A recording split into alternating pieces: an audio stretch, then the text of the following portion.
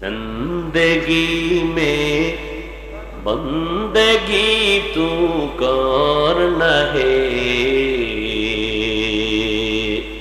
زندگی میں بندگی تو کرنا ہے،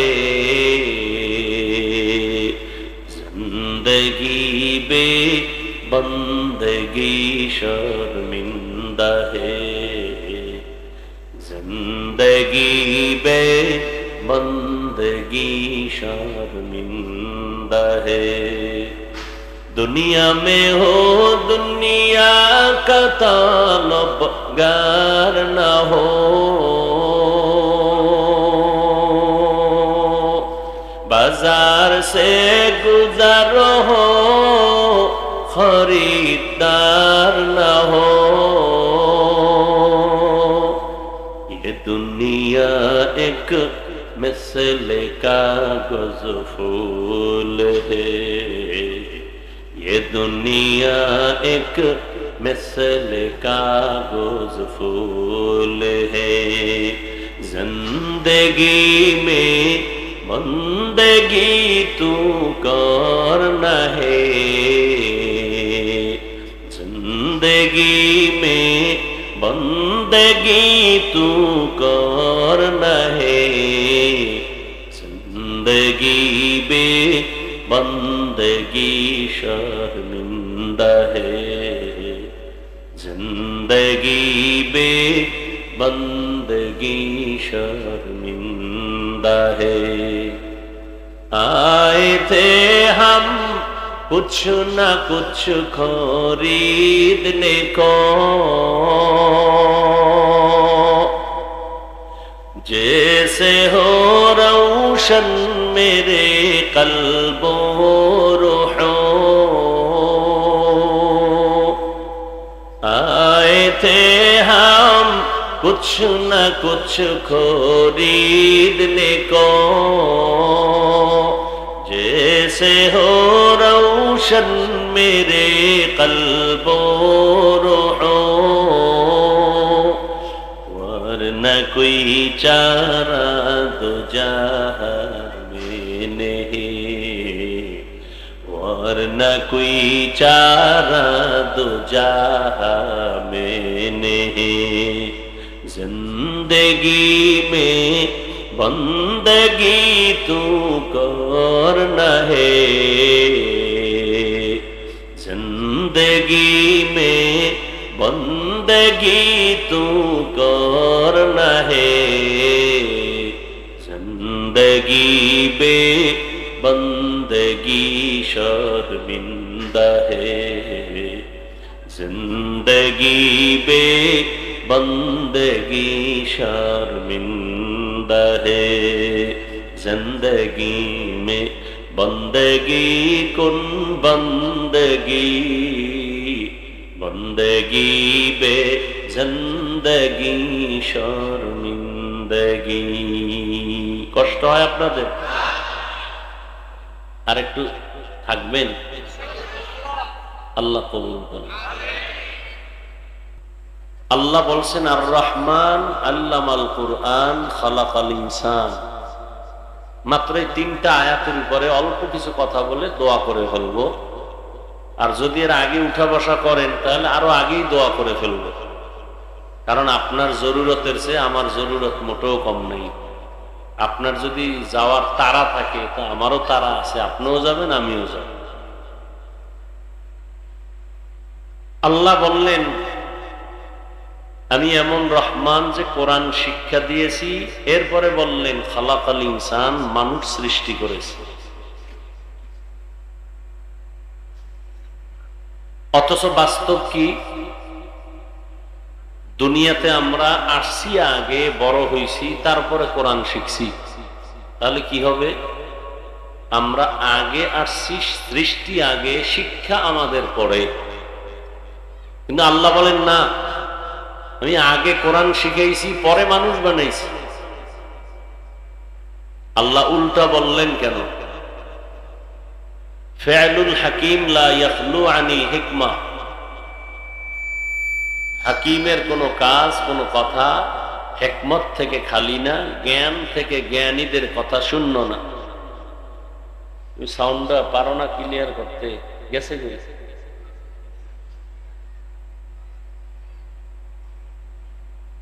তুমি রিভার্ব বুঝো না? বুঝলে দাও, ইকো হয় কেন, রিপিট হয় কেন সাউন্ড?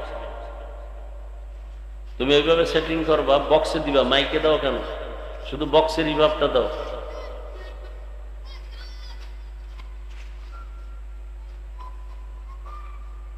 আল্লাহ উল্টা বলছেন যে আমি আগে কোরআন শিখাইছি, পরে মানুষ বানাইছি।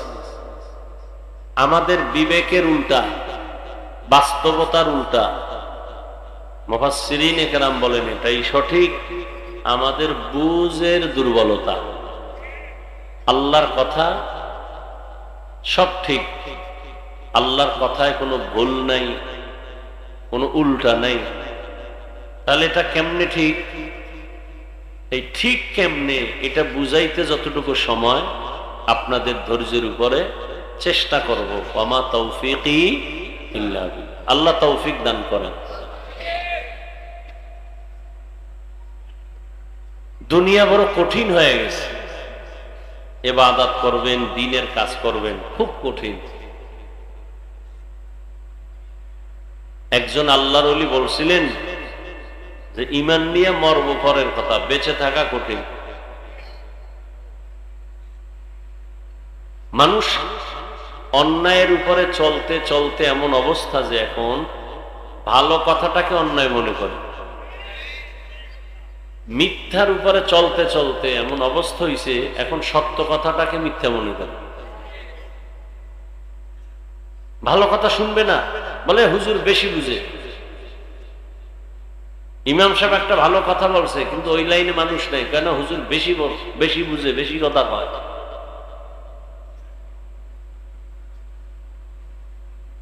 কোরআনের মাহফিল বেহেশতের বাগান, বসলে গুনাহ মাফ। এত সুন্দর বাগানের পার্শ্বে আছে আবার জাহান্নামের বাগান, দোকানপাট, মহিলাদের আড্ডা, যুবক যুবতীদের আড্ডা চলতেছে হরদমে। কেউ আজকে ওখানে কি মাহফিল উপলক্ষে মার্কেটে যাই, মাহফিলে গিয়া কি নিবে? মোনাজাতের পরে একটা বেলুন কিনছে, এটা বাড়ি নিয়ে যাবে। বউ যদি জিজ্ঞাসা কি আনছো, যে এটা মোনাজাতে বেলুন কবুল করায় নিয়েছি। আপনারা হাসেন, কত বড় নিমক হারাম হইলে, কত বড় নির্বোধ হইলে, কত বড় অবুঝ হইলে, কত বড় দিল খারাপ হইলে এটা কোরআনের প্যান্ডেলে এসে বসে না, ঘোরাফেরা করে, বিড়ি টানে, খানা দানা খায়, গল্প করে, আর যাওয়ার সময় হাতে একটা বেলুন আর একটা প্লাস্টিকের মাছ কিনে এগুলো নেয়। লজ্জা শরম বলতে কিচ্ছু নেই। এ সমস্ত বেয়াদবগুলো আবার হুজুরদের ভুল ধরে। আল্লাহ হেদায়াত দান করে। এটা একটা ওয়াজের শান হইল, যেখানে মানুষ কান্নাকাটি করে, চোখের পানি ছাড়ে, আল্লাহর কাছে গুনাহ মাপ চায়, আর সেখানে গুনাহ নিয়ে বাড়ি যায়। আল্লাহ হেদায়াত দান করে। বলার দায়িত্ব আমার, মানবেন কিনা সে দায়িত্ব আপনার।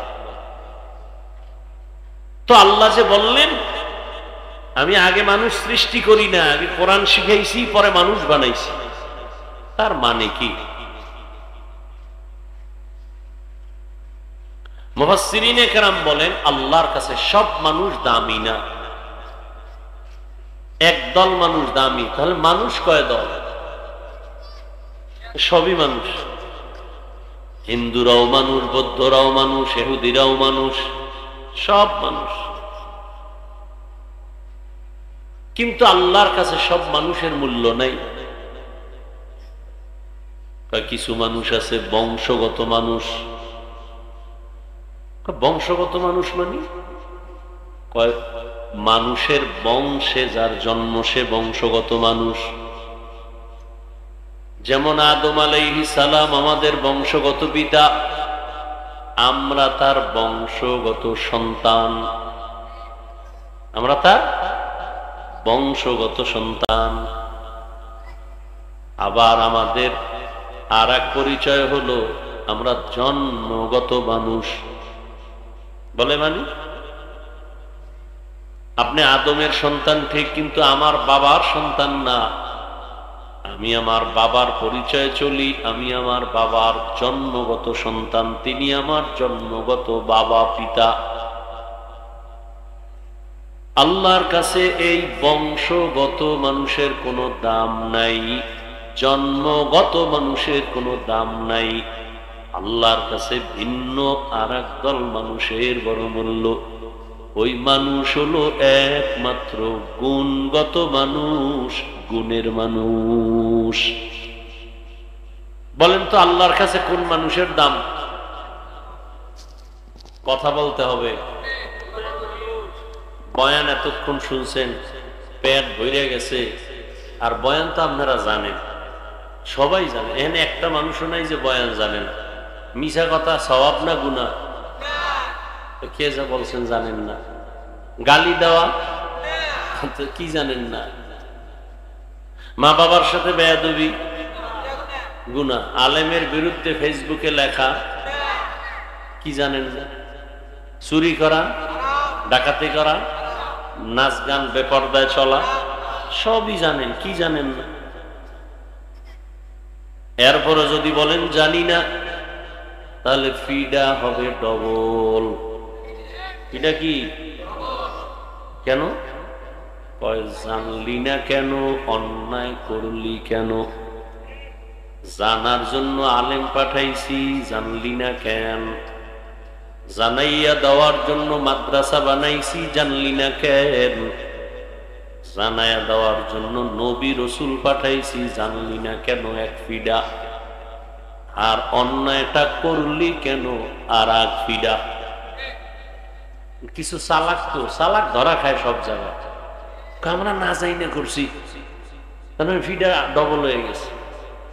মনে করছে সিঙ্গেল হবে, ডবল বানাই গেছে। না যাই না অন্যায় করলে ফিডা কি? যাই না করলে সিঙ্গেল। যাই না করলে কি? সিঙ্গেল। তবে সিঙ্গেলটার ওজন কিন্তু অনেক বেশি। যাই না শুনে এত বড় পাপ কোন করলি। তো আল্লাহর আদালতে একমাত্র গুণগত মানুষের দাম, বংশগত মানুষের কোনো মূল্য নাই, জন্মগত মানুষের কোনো মূল্য নাই। আপনাদের এই কি বাজার? এটা পাগলা বাজারে কুত্তা আসেনি? আছে? রাস্তায় ঘুরে একটা কুকুরেরও কোনো দাম নাই, কিন্তু যেই কুকুরের গলায় মালিকের শিকল লাগানো, ওই কুকুর বড় দামি। ঠিক।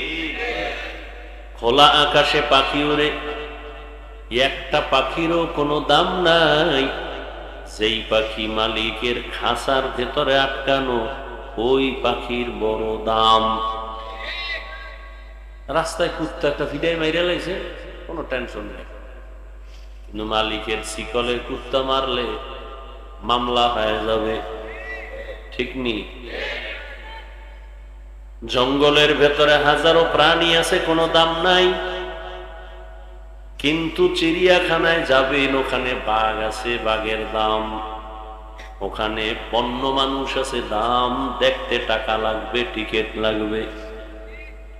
ঠিক এই দুনিয়ার ভেতরে হাজারো কোটি কোটি কোটি কোটি মানুষ, একটা মানুষেরও কোনো দাম নাই, কিন্তু যেই মানুষ কালেমার রশি গলায় লাগাইছেন আর আল্লাহর মোহাব্বত নিয়ে চলবে, ওই মানুষের বড় দাম। গর্ব সুরত আদমি ইনসা বুদে আহমদ হু জাহলো হাম এক সাবুদে আদমিরা আদমিয়ত লাজিমাস উদেরা গর্বুনা বশুদ হি জামাস আদমিয়ত লাহম শাহম পোষতে নিস আদমিয়ত জুজরে জরে দোস্তে নিস। সবাই মানুষ, সবাই কি? কিন্তু সবাই মুমিন না। কে? সবাই কিনা? আবার সবাই মুমিন, কিন্তু মুমিনদের ভিতরে সবাই আমলওয়ালা না। আবার সবাই আমলওয়ালা, কিন্তু সবাই ইখলাসওয়ালা না, তাকওয়াওয়ালা না।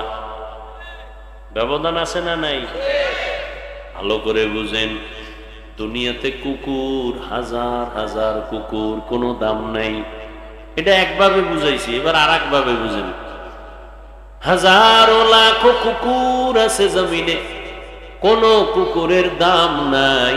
ওই কুকুর এত দামি, একটা কুকুর আছে এত দাম, তের দিন ওই কুকুর জান্নাতে যাবে। আসহাবে কাহাবের সাথে যুবকেরা পাহাড়ের গর্তের মধ্যে আশ্রয় নিছিল জালেমদের থেকে হেফাজতের জন্য। গর্তের মুখে একটা কুকুর গিয়া পাহারা দিয়েছেন। সূরা কাহাফের মধ্যে ওর বয়ান চলে আসে। কিতমির নামের কুকুর, আল্লাহর নবী বলেন জান্নাতে যাবে। জমিনের মধ্যে উটনির অভাব নাই। যত উটনি আছে সব আমার আল্লাহর বানানো, কিন্তু সব উটনি আল্লাহর কাছে দামি না। আল্লাহর নবী যেই উটনির উপরে সফর করেছেন, সাওয়ার হয়েছেন, উটের দাম জান্নাতে যাবে। আর একটা উট আছে বড় দামি, সালেহ আলাইহিস সালামের উটনি। ওই ইরাকের বর্ডারে আল উলা জায়গার নাম, সৌদির শেষ, ওখানে পাহাড়। সালেহ নবী ওখানে আসলেন, কওমের লোকদের দাওয়াত দিলেন। কওমের মানুষ বলে, পাহাড় থেকে যদি একটা উটনি বের করে দেখাও, তোমার আল্লাহ যদি দেখায় তো তোমার আল্লাহরে মানবো। সালেহ আলাইহিস সালাম বলে, মানবি? হ্যাঁ মানবো। সালেহ আলাইহিস সালাম দোয়া করলেন, হে মালিক, এতগুলো গোলাম তোমারে ঈমান নিয়ে তোমাকে মানবে, তুমি দয়া করে পাহাড়ের মধ্য থেকে উটনি বের করে দাও। বলতে দেরি নবীর দোয়া কবুল হয়েছে। সবাই তাকায় দেখে দুই পাহাড়ের মধ্য থেকে একটা উটনি হেঁটে হেঁটে সামনে হাজির। ওরা চাইছিল শুধু উটনি, আর আল্লাহ দিছে এমন উটনি যে গর্বে বাচ্চা। জমিন এখানে এসে বাচ্চা প্রসব করলো। কিন্তু সালেহ নবীর উম্মতেরা আল্লাহর উপর ঈমান আনে নাই। এবার আল্লাহ রাগ করছেন। রাগ কইরা আসমান থেকে একটা আওয়াজ দিছেন, এমন জোরে একটা আওয়াজ। আওয়াজটাই সে একটা পাথরের মধ্যে পড়ে একটা বিশাল বড় গর্ত হয়ে গেছে। আর সালেহ নবীর উম্মত গুলো জায়গায় সব মরে গেছে। ওই সালেহ আলাইহিস সালামের উটনি আল্লাহর জান্নাতে যাবে। আপনাকে আশেপাশে পিপিলিকা আছে না? কোন পিপিলিকা তো সব আকৃতিতে সব পিপিলিকা সমান, কিন্তু ওই পিপিলিকা বড় দামি। কোন পিপিলিকা?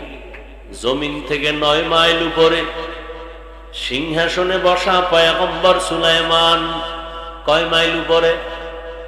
এই ঘুমাইতেছেন? ঘুমায় ঘুমায়।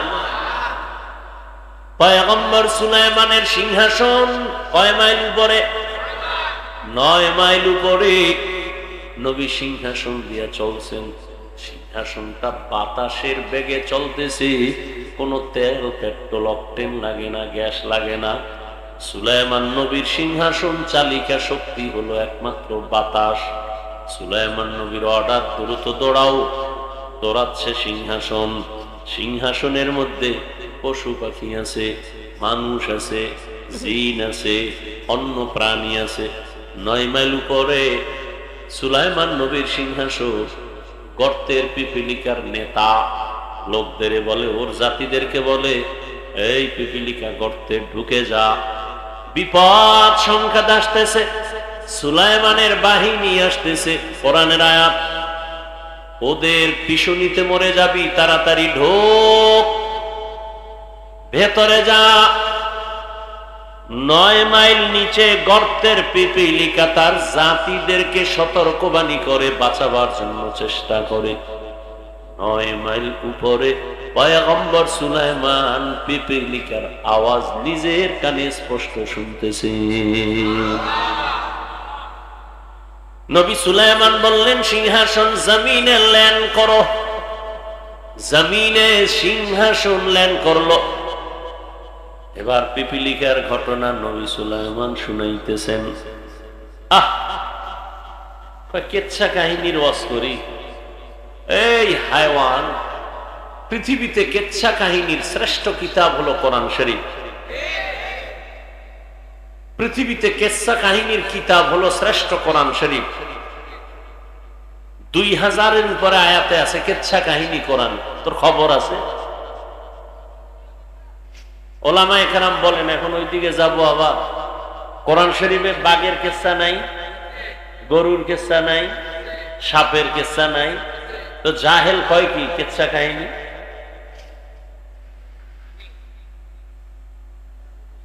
মান্দার গাছ চিনেননি, কাটাওয়ালা, এটা লাগায় কেউ আম চাইলে হবে? তো বেনামাজির ঘরে নামাজি আসা খুব অস্বাভাবিক। বেয়াদবের ঘরে আদবওয়ালা তৈরি হওয়া খুব কষ্ট। আল্লাহ হেদায়েত দান করুন। একটা কথা বলি, মনে রাখেন, পারলে লেখা টানায় রাখেন। আল্লাহ যদি কারো উপরে রাগ করেন, বেজার হন, তার প্রথম পরিচয় সে আলেমের বিরোধিতা করবে। আলেমের বিরোধিতা করা এটা প্রথম পরিচয় যে আল্লাহ তার উপরে অসন্তুষ্ট, বেজার। আর আমি তো সারা বাংলাদেশে বলি, যারা ওলামায়ে কেরামের বিরুদ্ধে লেখালেখি করে মানুষের কাছে ছোট করার জন্য, এরা মা বাবার অভিশপ্ত সন্তান। একটাও মা বাবার আদরের সন্তান না, সবগুলো মা বাবার অভিশপ্ত সন্তান। ওটি মরার আগে ধ্বংস হয়ে যাবে, খালি তো চোখে তাকায় দেখবে। কারণ সব জায়গায় বেয়াদবি, চালাকি আর মাস্তানি চলে না। সুলাইমান নবী পিপীলিকার আওয়াজ শুনলেন। পিপীলিকার থেকে কি আমরা জানলাম? পিপীলিকার বয়ানটা জাতির জন্য এমন একটা উপদেশ, দয়াময় আল্লাহ পিপীলিকার নাম দিয়েই সূরা নাজিল করেছেন, সূরা নামল। ঠিক নেই?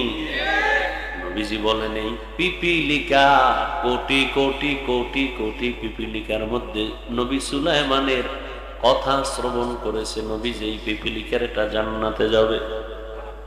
তাহলে সব পিপীলিকা সমান, কিন্তু ওই পিপীলিকার দাম বেশি। সবাই তো পিপীলিকা, তবে সুলাইমান নবীর পিপীলিকার মতো সব পিপীলিকা দামি না। উযায়ের আলাইহিস সালামের গাধার ঘটনা আছে কোরআনে। ওই গাধা আল্লাহর জান্নাতে যাবে, কুকুর জান্নাতে যাবে। মূসা নবীর ঘটনা আছে সূরার মধ্যে, সূরা বাকারায়। কিয়ামতের দিন এই গরু গাভীটা আল্লাহর জান্নাতে যাবে। সবাই তো মানুষ, কিন্তু সব মানুষ আল্লাহর কাছে দামি না। সবই তো গরু আছে জমিনে, অভাব নাই, কোটি কোটি গরু। মূসা নবীর জীবনের এই গরুটার মতো কোনো গরু দামি না। উট আছে জমিনেও হাজারো কোটি, কিন্তু রহমাতুল লিল আলামিনের বাহনের মতো দামি উটনি একটাও না। সালেহ নবীর সোহবত প্রাপ্ত উটনি একটাও না। ঠিক জমিনে কোটি কোটি মানুষ, হিন্দু আল্লাহর বান্দা, ইহুদিও আল্লাহর বান্দা, খ্রিস্টানও আল্লাহর বান্দা, কিন্তু সবাই আল্লাহর প্রিয় বান্দা না। আল্লাহর প্রিয় বান্দা যারা মুমিন, এজন্য মুফাসসিরিনে কেরাম বলেন সব মানুষ জান্নাতে যাবে না, যারা গুণের মানুষ তারা জান্নাতে যাবে। এবার আমরা বুঝি গুণের মানুষ কাকে বলে। সবাই মানুষ, কিন্তু সবাই গুণের মানুষ না। সবাই মানুষ, সবাই মুমিন না। সবাই মুমিন, সবাই আলেম না। সবাই আলেম, তবে সবাই মুফতি না। সবাই মুফতি, কিন্তু সবাই মুহাদ্দিস না। সবাই মুহাদ্দিস, কিন্তু সবাই মুফাসসির না। সবাই নবী, মূসা নবী, ঈসা নবী, ইব্রাহিম নবী, দাউদ নবী, ইউসুফ নবী, কিন্তু সবাই মুহাম্মদের মতো নবী না। মুহাম্মদ নবী, ইউসুফ নবী, দাউদ নবী, ইসমাইল নবী, ব্যবধানটা কোথায়? বলে সব নবী আল্লাহ তাআলার আশিক, আর আমার আল্লাহ নিজে হলেন মুহাম্মদের আশিক। ইমামুল আউয়ালিন আল আখিরিন বহরে সাদকা রাহমাতাল লিল আলামিন সাইয়্যিদুল কাউনাইন খাতমুল মুরসালিন আখিরামত বুদে ফখরুল আউয়ালিন। সবাই নবী, সবাই মুহাম্মদের মতো না, বুঝেন নাই? সবাই তো মানুষ, কিন্তু সবাই গুণের মানুষ না। গুণের মানুষ কারা? ভালো করে বুঝবেন। প্রত্যেকটা জিনিস যখন কেউ বানায়, বানানেওয়ালা কোন জিনিস বানাইতে একটা কাজের জন্য বানায়। মাইকওয়ালা মাইক বানানোর সময় একটা কাজের জন্য বানাইছে না কামের জন্য? কথা বলেন না কেন? মাইকের কাজ কি কয়? আওয়াজ দিবে, আস্তে নিয়ে যাবে দূরে জোরে। তাহলে কি বুঝলাম? কয় মাইকওয়ালা মাইক বানাইছে আওয়াজ দেওয়ার জন্য। যেই জিনিসটা যেই কাজের জন্য বানায়, ওই কাজ হলো ওই জিনিসের গুণ। তাহলে মাইক বানাইছে আওয়াজ দেওয়ার জন্য, বলেন মাইকের গুণ কি? আওয়াজ দেওয়া। বাতিওয়ালা বাতি বানাইছে আলো দেওয়ার জন্য, বলেন বাতির গুণ কি? আলো দেওয়া। ঘড়িওয়ালা ঘড়ি বানাইছে টাইম ঠিক মতো দেওয়ার জন্য, বলেন ঘড়ির গুণ কি? পাখাওয়ালা পাখা বানাইছে বাতাস দেওয়ার জন্য, বলেন পাখার গুণ কি? মাইক যদি আওয়াজ না দেয়, বলবে এটারে ভেঙ্গে ফেল, এটা গুণের মাইক না। বাতি যদি আলো না দেয়, বলবে এটারে ভেঙ্গে ফেলে, ওটা গুণের বাতি না। যদি পাখায় বাতাস না দেয়, বলে এটারে ভেঙ্গে ফেলে দেয়, এটা গুণের পাখা না। কি বুঝলেন? আবার বুঝেন, যেই জিনিসটা বানানেওয়ালা কোনো কাজের জন্য বানায়, ওই কাজটাই হলো ওই জিনিসের গুণ। এবার বলেন, মানুষ নামের জিনিসটা আমার মালিক কেন বানাইছেন? বিড়ি টানার জন্য? আলেমের বিরোধিতা করার জন্য? ওয়ামা খালাকতুল জিন্না ওয়াল ইনসা ইল্লা লিয়াবুদুন।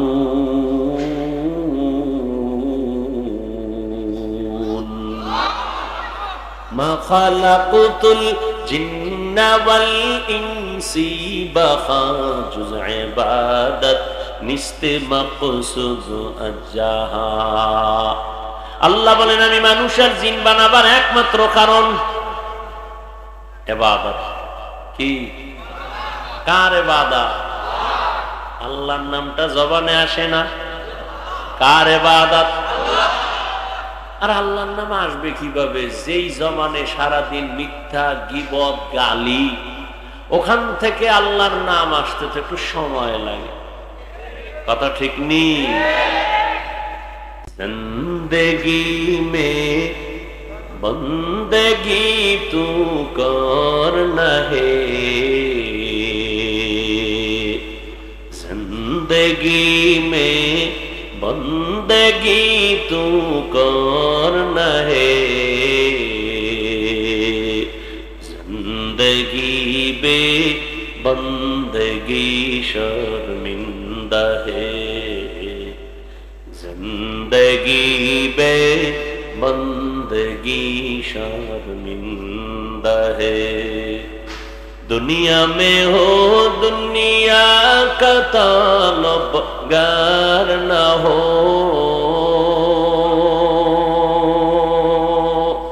बाजार से गुजर हो खरीदार न हो।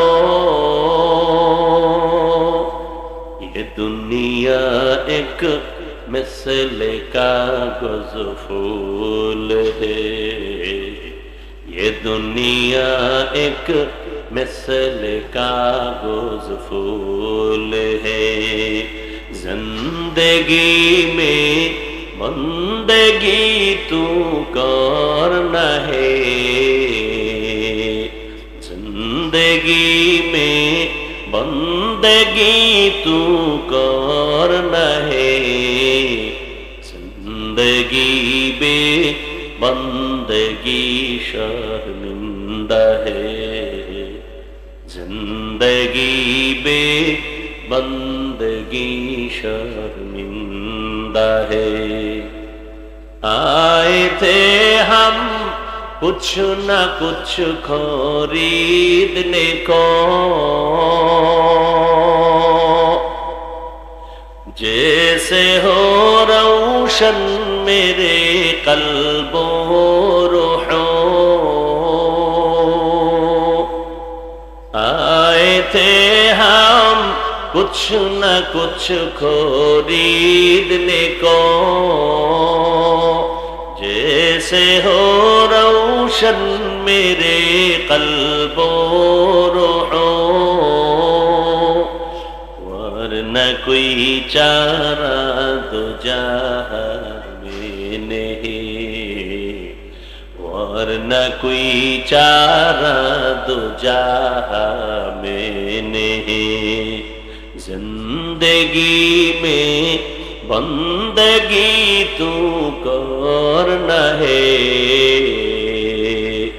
जिंदगी में बंदगी तू करना है, जिंदगी बे बंदगी शर्मिंदा है, जिंदगी बे बंदगी शर्मिंदा है। जिंदगी में बंदगी कुन बंदगी, बंदगी बे जिंदगी शर्मिंदगी। কষ্ট হয় আপনাদের? আর একটু থাকবেন, আল্লাহ কবুল করুন। যেই জিনিসটা যেই কাজের জন্য বানানোওয়ালা বানায়, ওই কাজ হলো ওই জিনিসের গুণ। আল্লাহ মানুষ বানাইছেন কেন বলেন? একমাত্র ইবাদত। কার ইবাদত? আল্লাহর ইবাদতের জন্য বানাইছেন। তাহলে কি বুঝলেন মানুষের গুণ কি? ইবাদত করা। অতএব যেই মানুষটার মধ্যে আল্লাহর ইবাদত নাই, সেটা মানুষ ঠিক, তবে গুণের মানুষ না। আর যে গুণের মানুষ হবে না, ওই বান্দা জান্নাতও পাবে না। গরবা সুরত আদমি ইনসাবুদে আহমদবু জাহলো হামে সাবুদে আদমিয়ত লাহমু শাহমো পুশতে নিস আদমিয়ত জুজরে যায় দুসতে নিস। সবাই আল্লাহর বান্দা, তবে প্রিয় বান্দা না। হিন্দু আল্লাহর বান্দা, প্রিয় বান্দা না। ইহুদি আল্লাহর বান্দা, প্রিয় বান্দা না। খ্রিস্টান আল্লাহর বান্দা, প্রিয় বান্দা না। আখিরি নবীর উম্মত আমরা, বান্দা বটে তবে আল্লাহর প্রিয় বান্দা। আল্লাহ বলেন আমি গুণের মানুষকে জান্নাত দিব, যারা গুণের মানুষ না। বংশগত মানুষ হলে জান্নাত পাবে না, জন্মগত পরিচয় মানুষ হলে জান্নাত পাবে না।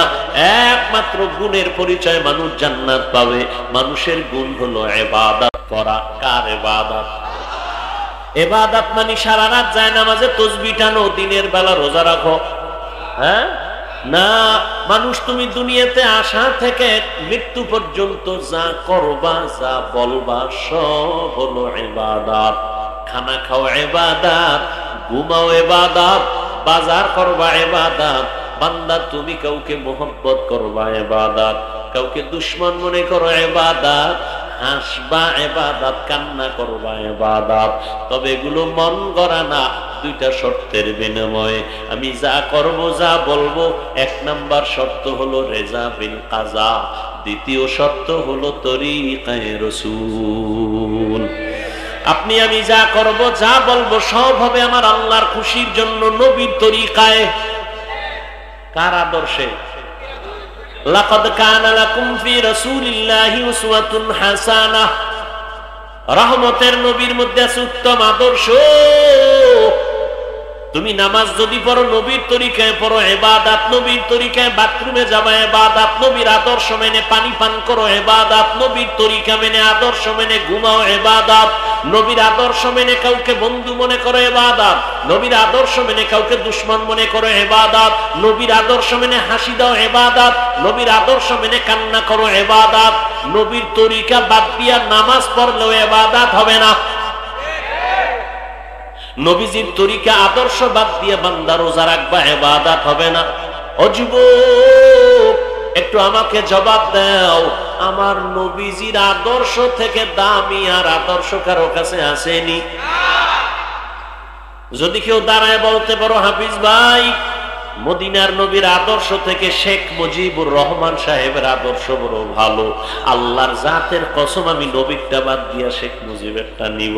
কেউ যদি দাঁড়ায় বলতে পারো মদিনার নবীর আদর্শ থেকে জিয়াউর রহমান সাহেবের আদর্শ ভালো, আমি মদিনার নবীরটা বাদ দিয়া জিয়া সাহেবেরটা নিব, পারবি? ওরে বাবা, জিয়া কেন, শেখ মুজিব সাহেব কেন? এই জমিনে আরো কত পণ্ডিত ছিল। আব্রাহাম লিঙ্কনের আদর্শ, মাও সেতুনের আদর্শ, লেনিনের আদর্শ, কার্ল মার্ক্সের আদর্শ, এক কথায় জবাব, দুনিয়াতে সব আদর্শগুলো হলো নাপাক, একমাত্র মদিনাওয়ালা নবীর আদর্শই হলো পাক। নবীর আদর্শ কেমন পাক, আর দুনিয়ার সব মানুষের আদর্শ কেন না পাক? দুনিয়ার মানুষ আদর্শ বানায় গেছে, আইয়া আইয়া একদল কয়ডারে পরিবর্তন করো, সংশোধন করো, কিন্তু আল্লাহ যে নবীর দিয়ে আদর্শ দিছেন, কিয়ামত পর্যন্ত কোনো পরিবর্তন লাগবে না। নবীর আদর্শ কত সুন্দর, আঙ্গুলের নখগুলো কেমনে কাটবা সেখানেও নবীর আদর্শ আছে, কেমনে নখ রাখবা সেখানে নবীর আদর্শ, কেমনে তুমি টুপি পরবা নবীর আদর্শ, কেমনে জুতা পরবা এখানেও নবীর আদর্শ আসেনি? আর কোন পণ্ডিতের আদর্শের মধ্যে জুতা পরার নিয়ম আসেনি? আছে? নাই। ঘরে ঢুকবা কেমনে নবীর আদর্শ, বের হইবা কেমনে নবীর আদর্শ, খানার লোকমা কেমনে মুখে দিবা নবীর আদর্শ, পানি কেমনে পান করবা নবীর আদর্শ। পৃথিবীর আর কোন পণ্ডিতের এইরকম আদর্শ নাই যে কেমনে পানি পান করব। সরকারি অর্থ মন্ত্রণালয় থেকে আপনাদের পাগলা এলাকায় মাদ্রাসায় 100 টন গম দিল, চাল দিল, ডাল দিল, এগুলি ভাত পাকায় খাবি, কিন্তু মন্ত্রণালয় থেকে এমন কেউ নাই যে দইরা দইরা বুঝাইবে কেমনে ভাত পাকাবি, শিখাই দিবে কেমনে চালগুলো সিদ্ধ করবি। কিন্তু মায়ার নবীর আদর্শ এত সুন্দর, আমার নবী দইরা দইরা দেখাইছেন গেলাসটা কেমনে ধরবি, কেমনে মুখের কাছে নিবি, কেমনে খাইতে বসবি, কেমনে ঘুমাইতে যাবি, বাথরুমে যাবি কেমনে যাবি, নবী দইরা দইরা শিখাই দিছেন। মক্কার মুশরিকরা কয় কেমন নবী বাথরুমের নিয়ম শিখায়, কয় শুধু নিয়ম না, বাথরুমে গিয়া কেমনে বসবা এটাও নবী শিখায়। কয় কেমনে বসবা, বাথরুমে গিয়া হাঁটুর উপরে কাপড় উঠানো যাবে না, এমনে বসবা, বাম পায়ের উপরে ভর করে বসবা, এটা নবীর আদর্শ সুন্নত। ডান পায়ে ভর করবা না, বাম পায়ের উপরে ভর করে বসবা, টিস্যু ঢিলাকুলো ব্যবহার করবা, এরপরে ঢুকার আগে দোয়া পড়বা, খালি মাথায় বাথরুমে যাবা না, খালি পায়ে বাথরুমে যাবা না, ব্রেন কমে যাবে, দোয়া ছাড়া ঢুকবা না, কারণ সব শয়তানের আড্ডা হলো বাথরুম, জিন্নাতেরা বাথরুমে থাকে, নবীর আদর্শ আছে। একজন পণ্ডিতের আদর্শ দেখা যে বাথরুমে কেমনে ঢুকবে নিয়ম আছে, ওর বাথরুমের নিয়ম নাই, ও মানুষের কি দেখাইবে? ও ডান হাতে বিড়ি টানে, বাম হাতে চা টানে, আদর্শ। হ্যাঁ, আর আমার মায়ার নবী, কত সুন্দর নবী আমার, যে নবীর কোনো তুলনা নাই, যে নবী এত সুন্দর, তার ব্যবহার এত সুন্দর, তার চেহারা এত সুন্দর, তার আদর্শ এত সুন্দর। 1500 বছর পর আজকে পাগলার বালুর মাঠের মধ্যে নজর করে দেখো, এখানে খানার চিন্তা নাই, ঘুমানোর চিন্তা নাই, বসারও কোনো জায়গা নাই, মানুষগুলো বালুর উপরে বসে আছে টাকার লোভে না, কেউ যদি বলতো তোরে 500 টাকা দিব, তারপরে বালুর মধ্যে বসতো না। আর এই মানুষগুলো বালুর উপরে বসে আছে, ময়লা নিয়ে বসে আছে, কোনো চিন্তা নাই। মানুষ কান্না কান্না হালাত। এতগুলো মানুষ নিয়ন্ত্রণের জন্য কোনো র্যাব নাই, কোনো পুলিশ নাই, কোনো আর্মি নাই, কোনো বিডিআর নাই, কোনো আওয়াজ নাই, কোনো মারপিট নাই, খানা নিয়ে কারাকারি নাই। একটা অনুষ্ঠান দুনিয়ার নেতারা যখন করে, কত টাকা, কত নাস্তা, কত ভিডাভিডি, কত চেয়ার বাতাসে উড়ে। আবার নিয়ন্ত্রণের জন্য র্যাবও হিমশিম খায়, পুলিশও হিমশিম খায়। আর এই ময়দানের দিকে তাকায় দেখ, এটা কেমন সুন্দর এক বেহেশতের বাগান, আমার মদিনাওয়ালা নবীর আদর্শের ফুটন্ত গোলাপ। এখন বাজে 12টার কাছাকাছি। হয়তো স্ত্রী টেলিফোন করতো, না হয় নিজে ফোন কইরা কইতো, বউ কই আছো, ছেলে মেয়ে খাইছিনি, ঘুমাইছিনি, আমার আসতে একটু দেরি হইতেছে। কিন্তু এখানে বৈশা মনে হয় যেন বাড়ির কোনো চিন্তা নাই, গাড়ির কোনো চিন্তা নাই, স্ত্রীর কোনো চিন্তা নাই, অন্তরের মধ্যে দুনিয়ার কোনো চিন্তা নাই। কেমন যেন অন্তরের মধ্যে একটা আগুন জ্বলতেছে, আমি আমার মালিকের কেমনে পাই, আমি আমার মালিকের হারায় ফেলছি। আরে আমি তো ডাইনে তাকাইলে আব্বা পাই, মানে তাকাইলে আমার আম্মারে দেখি, সামনে আমার সন্তানের দেখি, পিছনে আমার আব্বা আম্মা আছে, আমার স্ত্রী আছে, আমার দোকান আছে, আমার ব্যবসা আছে, আমার চাকরি আছে, আমার ভক্তবৃন্দ আছে। কিন্তু না, আমার এত সুন্দর চেহারা দিয়া কে বানাইছে, আমার কণ্ঠ এত সুন্দর কে কণ্ঠ দান করেছেন, আরে আমার এত মায়া করে কে বানাইছেন? আল্লাহ পাক রব্বুল আলামিন আমার যত সুন্দর করে বানাইলেন, ওই মালিকের এখনো চিনলাম না। ওই মানুষগুলো আল্লাহর মহব্বত নিয়ে কান্না করে, দিলের মধ্যে একটা তামান্না নিয়ে আসে। ও আল্লাহর বান্দা, তাদের দিলের মধ্যে আগুন জ্বলতেছে। ও আল্লাহ মনে মনে বলে, হে মালিক, আমি টাকা পাইলাম, বাড়ি পাইলাম, গাড়ি পাইলাম, মা পাইলাম, বাবা পাইলাম। ও আল্লাহ, আমি এত কিছু পাইয়াও খুশি না। আসলে আমি আসল জিনিস পাই নাই। আসলে আমি তো তালাশ করি আমার মালিক। আমি যদি আমার মালিকের না পাই, আমার দুনিয়াও বরবাদ, আমার আখিরাতও বরবাদ। ওই বান্দা আমার মালিকের মায়া নিয়ে বসে আছে। আল্লাহর আশেক বান্দারা পাগলের মতো চিন্তা করে, আমার মালিকের কোথায় পাবো, মালিকের সঙ্গে কখন আমার মোলাকাত হবে। ওই বান্দা কথার ফাঁকে ফাঁকে একটা নিঃশ্বাস ছাড়ে, আহ আহ আহ বলে একটা নিঃশ্বাস ছাড়ে। মনে হয় যেন কি হারায় গেল। ওরে বান্দা, তুমি টাকার পিছনে দৌড়াও, বাড়ির পিছনে দৌড়াও, গাড়ির পিছনে দৌড়াও, নারীর পিছনে দৌড়াও, আর যারা আমার মাওলার খাতি আশিক, ওই বান্দার অন্তরে এই মুহূর্তে বাড়ির চিন্তা নাই, গাড়ির চিন্তা নাই, ছেলের চিন্তা নাই, কোনো চিন্তা নাই। অন্তরের মধ্যে শুধু এখন একটাই চিন্তা, আমি আমার মালিকের পাইলাম কিনা, আমি আমার আল্লাহর মোহাব্বত অন্তরে জমা করে নিতে পারলাম কিনা, আমি আমার মাওলাকে নিয়ে আমার আদালতে যাইতে পারবো কিনা, আমি আমার মালিকের কই পাই। আল্লাহর যারা খাঁটি আশেক, ওরা শুধু চিল্লায় আর কাঁদে, আর আমার মাওলারে তালাশ করে আর বলে, আমার দয়ার মাওলারে,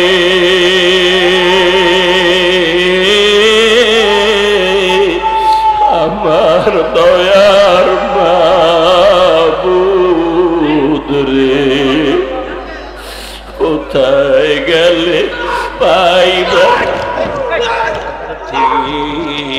ঠিকানা, তোমাকে বুঝি আমি পাই না। বলো না, আমার দয়া মাওলা রে, আমার মায়ার মাবুদ রে, কোথায় গেলে পাইব তোমার ঠিক।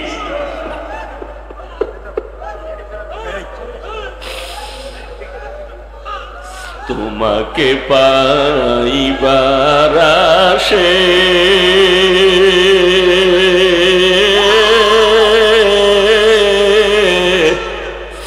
ঘুরি আমি দের বিদেশে,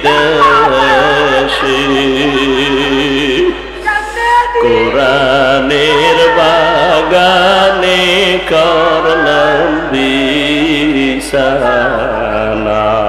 আমার দয়ার মাওলারে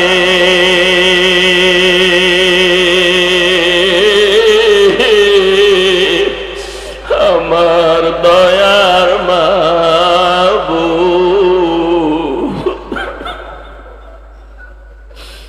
তোমাকে বুঝি আমি পাইলাম না, কোথায় গেলে পাইব তোমার ঠিকানা।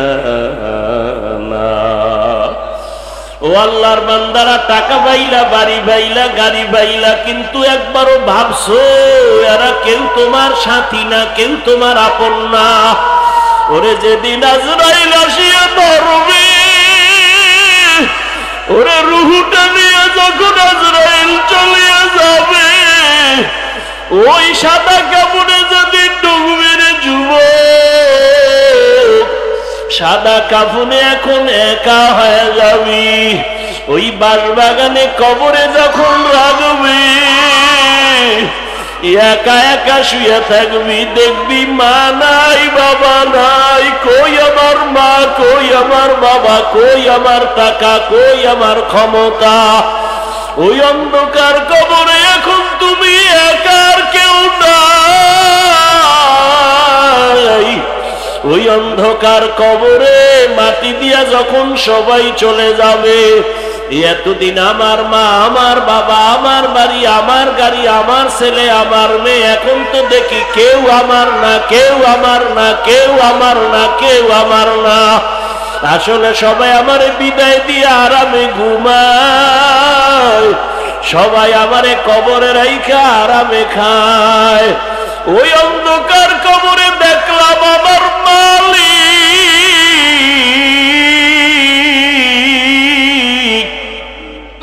ওই কবরে আমার মাওলা ছাড়া আমার আর আপন কেউ হবে না রে বাবা।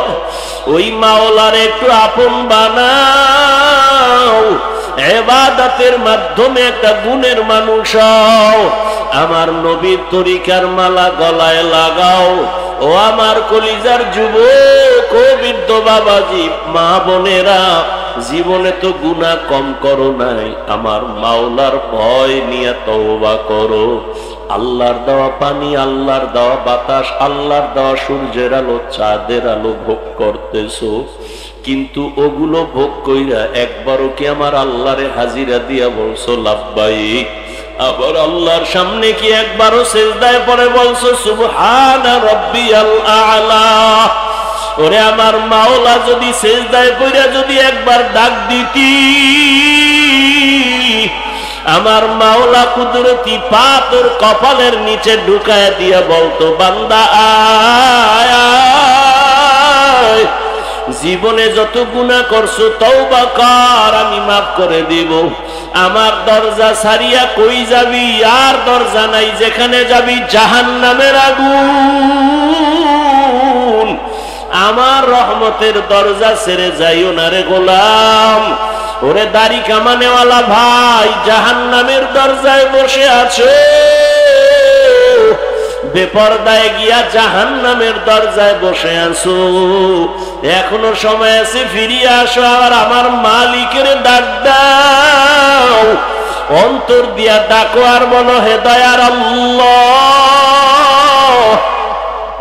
জীবনে তো কত নামাজ ছাড়লাম, দাড়ি কাটলাম, বেপরদায় চললাম, মন মতো গুনাহ করেছি, মা বাবার সাথে বেয়াদবি, ওলামায়ে কেরামের সাথে বেয়াদবি, মুরব্বীদের সাথে, শিক্ষকের সাথে বেয়াদবি। আল্লাহর কাছে মনে মনে বলো, আল্লাহ, মরিয়া গেলে তো তুমি ছাড়া আমার আর আপন কেউ হবে না। আজকে থেকে তওবা করে নিলাম, আর নামাজ ছাড়বো না, দাড়ি কাটবো না, বেপরদায় চলবো না, মা বাবারে কষ্ট দিব না, ওলামায়ে কেরামের পরামর্শ নিয়ে, শিক্ষক মুরব্বীদের দোয়া নিয়ে চলবো, নবীর তরিকায় চলবো। আল্লাহর কাছে 2 ফোঁটা চোখের পানি ছেড়ে তওবা করো। তোমার মতো যুবক স্কুলে পড়ে, কলেজে পড়ে, চাকরি করে, ব্যবসা করে, নামাজ ছাড়ে না, দাড়ি কাটে না, তুমি কেন পারবা না? ও আল্লাহর বান্দারা, গুনাহ নিয়ে কবরে গেলে জানুনি কত ভয়ঙ্কর হালাত। দুনিয়াতে একটা মশার কামড় সইতে পারো না, দুনিয়ার সূর্যের গরম সহ্য করতে পারো না। ওরে গুনাহ নিয়ে বেনামাজি অবস্থায় তওবা না করে যদি মরিয়া যাও, ওই কবরে 2 পার্শ্বের মাটির চাপ, ওই কবরে জাহান্নামের আগুনের গরম, সাপ বিচ্ছুর কামড় কেমনে সহ্য করবা? আল্লাহকে মনে মনে বলো, আর চোখের পানি ছেড়ে কাঁদো, আর বলো আল্লাহ আর নামাজ ছাড়বো না, আর দাড়ি কাটবো না, বেপরদায় চলবো না। ও দয়ার মালিক, এই ময়দানে তাকায় দেখেন আপনার গোলামরা কেন আসছে, বালুর ভিতরে বসে কি চায়। আয় আল্লাহ, একজনকেও খালি ফিরাইয়া দিয়েন না। আয় আল্লাহ, সবাইকে তাওবাওয়ালা জিন্দেগি দান করেন। আয় আল্লাহ, নবীর আদর্শের উম্মত বানায় দেন। আপনার মারিফত আমাদের সিনার মধ্যে দান করেন, মারিফতের নূর দিয়ে সিনাটা ভরপুর করে দেন। আয় আল্লাহ, গুণের মানুষ হওয়ার তৌফিক দান করেন। আমিন। আলহামদুলিল্লাহি রাব্বিল আলামিন।